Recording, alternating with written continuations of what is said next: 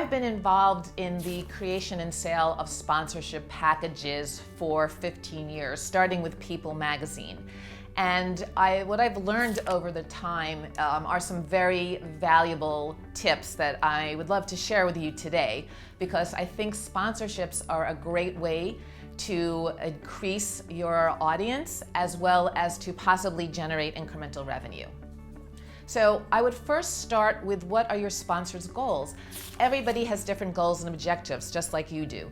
They might want to sample a product or service, or they may want to increase brand awareness. They might want to reach a different audience that you could provide. So really, the first thing to do is to sit down with your possible sponsor and find out what their goals are. And then remember to always customize. No one likes a package that they can tell has been shopped around to everybody else. They want to know that this package was created specifically for their needs. So remember, there's no one size fits all. The other thing to remember, which I think is actually the most critical, is that you need the perceived value of your sponsorship package has to be greater than the cost. So for example, if your cost is $50,000, you want to make sure that the perceived value that your sponsor is getting is $75,000 or $100,000.